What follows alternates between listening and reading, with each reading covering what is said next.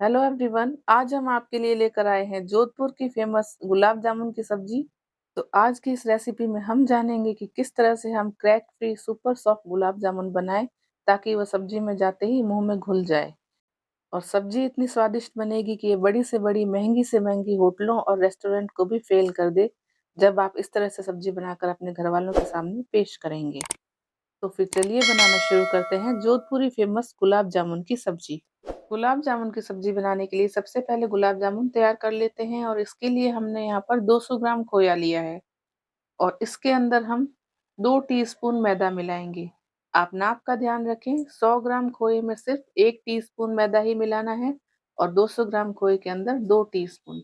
इससे ज्यादा मैदा ना मिलाएं, नहीं तो आपके गुलाब जामुन हार्ड बन जाएंगे। और यहाँ पर आप चाहें तो 1/4 टीस्पून बेकिंग पाउडर भी डाल सकते हैं, इससे गुलाब जामुन और भी ज्यादा सॉफ्ट हो जाएंगे।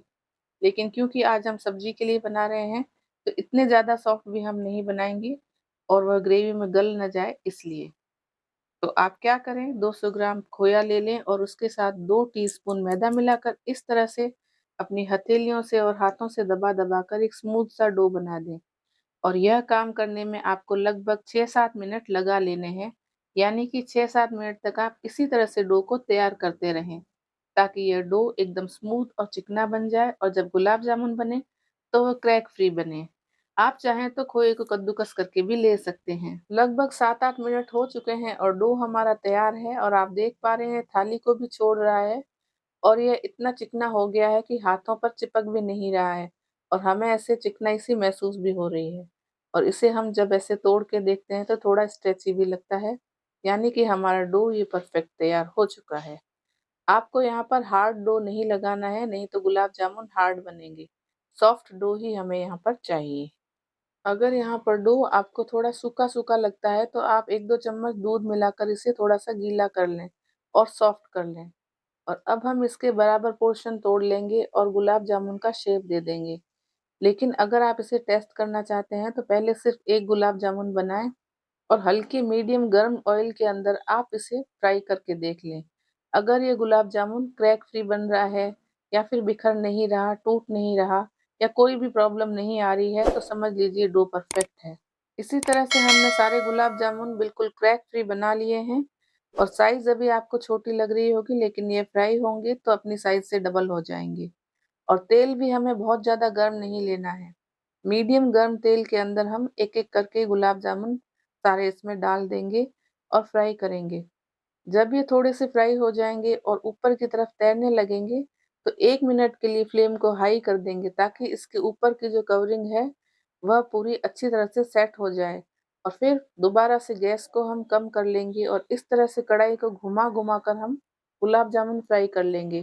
क्योंकि अगर हमने इसके अंदर कोई चमचा या कड़छी डाल दी तो गुलाब जामुन टूट सकते हैं।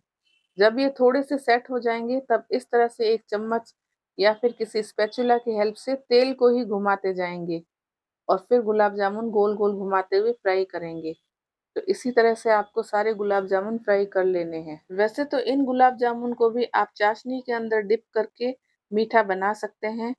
और अगर आप डिटेल में जानना चाहते हैं कि अगर आपके पास टाइम नहीं है और इंस्टेंट गुलाब जामुन बनाना चाहते हैं या खोया नहीं है तो इससे रिलेटेड हमने 2 वीडियो ऑलरेडी बना रखे हैं।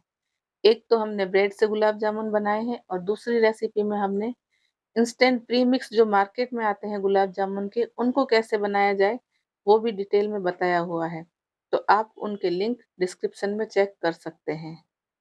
किसी भी तरह के गुलाब जामुन आप बना रहे हैं तो उनको फ्राई करने के लिए इन टिप्स का ध्यान रखें। पहले मीडियम हॉट ऑयल में डालें और फिर जब ये ऊपर की ओर उठें तो फ्लेम को 1 मिनट के लिए हाई कर दें ताकि ऊपर की कवरिंग सेट हो जाए और फिर से फ्लेम को लो करके इन्हें जब तक ऊपर से गोल्डन ब्राउन नहीं होते आप उन्हें फ्राई करें। तो इस तरह से गोल्डन ब्राउन हो चुके हैं और हमने कढ़ाई में से इन्हें बाहर निकाल लिया है। तो चलिए अब ग्रेवी बना लेते हैं और इसके लिए हमने एक पैन में 2 चम्मच तेल ले लिया और 1 चम्मच इसके अंदर घी भी मिला लेंगे। और अब कुछ साबुत खड़े मसाले लिए हैं जिसमें 2 तेज पत्ता, 2 हरी इलायची, 1 बड़ी इलायची, आधा चम्मच जीरा, 1 दालचीनी और थोड़ा-सा जावित्री का टुकड़ा लिया है। खड़े मसालों में हमने बस यही लिया है, आप चाहें तो लौंग भी डाल सकते हैं। और जब ये मसाले थोड़े क्रैकल हो जाएँगे, तो इसके अंदर हमने 2 मीडियम साइज़ के प्याज़ 2 मीडियम साइज़ के टमाटर, 2 मिर्ची, लहसुन और अदरक लिया है। तो सबसे पहले हम तेल में लहसुन को डाल लेंगे। लहसुन हमने 10 से 12 कलियाँ ले ली और इसके साथ अब 1 इंच अदरक का टुकड़ा हमने धोकर साफ करके काटा था, वो भी इसके अंदर डाल लेंगे। और जब लहसुन और अदरक थोड़े से पक जाएँगे और उनमें से अच्छी खुशबू आएगी, तो हम बाकी बची हुई कटी सब्जियाँ भी इसमें डाल लेंगे। पहले प्याज और हरी मिर्ची 1-2 मिनट के लिए भून लेते हैं और फिर 2 कटे टमाटर भी इसमें शामिल कर लेंगे और अब इन सारी चीज़ों को आपस में अच्छी तरह से मिक्स कर लेंगे और इन्हें भून लेंगे। अब ग्रेवी को और भी ज़्यादा मज़ेदार और रिच बनाने के लिए इसके अंदर हमने काजू का इस्तेमाल किया है। तो 10 से 12 काजू हमने यहाँ पर इसमें डाल लिए हैं। आप चाहें तो इसकी जगह पे खसखस भी डाल सकते हैं और या फिर आप इसके अंदर मगज के बीज भी डाल सकते हैं, ताकि ग्रेवी अच्छी खासी रिच बन जाए। और ढक्कन लगाकर इन्हें तब तक पकाएँगे जब तक कि टमाटर सॉफ्ट नहीं हो जाते। जब तक ये पक रहा है तब तक हम ग्रेवी की दूसरी तैयारी करते हैं। तो यहाँ पर हमने आधा कप दही लिया है और दही हमें फ्रेश लेना है, खट्टा बिल्कुल भी नहीं लेना है। और इसके अंदर हम नमक डाल लेंगे। तो हमने यहाँ पर 1 टीस्पून इसमें नमक मिला लिया है और इसके साथ ही हमने चौथाई टीस्पून हल्दी पाउडर का इस्तेमाल किया है और मिर्ची हमने यहाँ पर 1.5 टीस्पून डाली है और 1 टीस्पून धनिया पाउडर। मिर्ची आप अपनी पसंद के हिसाब से थोड़ी कम या ज़्यादा ले सकते हैं और अब इन सारे मसालों को दही के अंदर अच्छी तरह से मिक्स कर लेंगे और फिर इन्हें साइड में रख लेंगे। लगभग 6-7 मिनट हो चुके हैं और ढक्कन हटाकर जब हमने चेक किया तो पाया कि टमाटर अच्छी तरह सॉफ्ट हो चुके हैं। तो अब हम अपने गैस बर्नर को ऑफ कर लेंगे और इन मसालों को ठंडा होने के लिए छोड़ देंगे। जब ये ठंडे हो जाएंगे तो इन्हें पीस लेंगे। अब मसाले हमारे पिस चुके हैं और हम इसे दोबारा से फ्राई करेंगे। तो हमने कढ़ाई के अंदर घी डाल लिया है। घी हमने यहाँ पर 3 से 4 टेबलस्पून इस्तेमाल किया है। आप चाहें तो सब्जी को तेल में भी बना सकते हैं, लेकिन ऑथेंटिक रेसिपी में घी का ही इस्तेमाल किया जाता है। घी गर्म हो चुका है और प्याज, टमाटर, लहसुन का जो मसाला हमने पीस के रखा था, वो इसमें डाल लेंगे और उसे भून लेंगे। कभी भी जब हम होटल और रेस्टोरेंट में सब्जियां खाते हैं, जैसे मलाई कोफ्ता है, पनीर की सब्जी, बटर पनीर, पनीर लबाबदार या फिर किसी भी तरह की इस तरह की रिच ग्रेवी वाली सब्जियां जब हम खाते हैं, तो उसमें एक अनोखा ही टेस्ट आता है। तो उसका यही सीक्रेट है कि इसी तरह से वो पहले ग्रेवी तैयार कर लेते हैं और फिर उसे वापस से दोबारा पकाकर फिर सब्जियों में मिलाते हैं।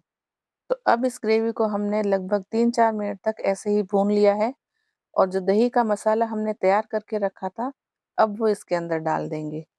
जोधपुरी और राजस्थानी ग्रेवी के अंदर खास बात यह है कि वह दही का इस्तेमाल करते हैं, तो हमने भी इस ग्रेवी में दही का इस्तेमाल किया है। और अगर आप प्याज लहसुन नहीं खाते हैं, तो आप प्याज लहसुन वाली ग्रेवी ना बनाएं, सीधा इसी तरह का दही वाला मसाला बनाकर उसे भून लें और फिर उसके अंदर क्रीम और दूध डालकर ग्रेवी तैयार कर सकते हैं और फिर गुलाब जामुन डाल सकते हैं। दही को भी ग्रेवी के साथ भूनते हुए लगभग 6-7 मिनट हो चुके हैं और अब इसके अंदर हम थोड़ी-सी कसूरी मेथी डाल लेंगे। कसूरी मेथी डालने से इसका फ्लेवर और भी ज़्यादा बढ़ जाएगा। तो हमें ज़्यादा नहीं डालनी है, बस इस तरह से थोड़ी-सी लेकर हम इसमें क्रश करके मिला लेंगे। अब इसके अंदर आधा कप मलाई डाल लेंगे और फिर थोड़ी देर बाद में इसे भूनकर हम इसके अंदर दूध मिलाएँगे। तो दूध हमें यहाँ पर उतना ही डालना है, जितने कि हमें ग्रेवी को गाढ़ा या पतला रखना है। तो हमने यहाँ पर 1 कप दूध भी इसमें डाल लिया। मलाई और दूध डालने से ग्रेवी में बहुत अच्छा कलर और अरोमा आ जाता है और जब इसमें एक बॉईल आ जाएगा और इस तरह से बबल आ जाएँगे, तो हम इसके अंदर फ्राई किए हुए गुलाब जामुन डाल लेंगे और गुलाब जामुन डालने के बाद हमें इन्हें ज़्यादा नहीं पकाना है, सिर्फ 3-4 मिनट तक ही हम इसे पकाएँगे। 3-4 मिनट बाद ये आप देख पा रहे हैं गुलाब जामुन सॉफ्ट हो चुके हैं और इसने ग्रेवी को अपने अंदर सोख लिया है। इसका मतलब हमारी सब्जी परफेक्टली तैयार है और गैस बर्नर को ऑफ कर लेंगे और फिर इसे हरे धनिये से गार्निश करके फटाफट से सर्व कर लेंगे। तो तैयार है मज़ेदार जोधपुरी गुलाब जामुन की सब्जी और इसे आप रोटी, पराठा, नान या फिर चावल के साथ एंजॉय कर सकते हैं। तो इस रेसिपी वीडियो को ढेर सारा शेयर और लाइक करना बिल्कुल ना भूलें और इसी तरह की मज़ेदार रेसिपीज़ के लिए आज ही हमारे चैनल को सब्सक्राइब करके बेल आइकन को ज़रूर प्रेस करें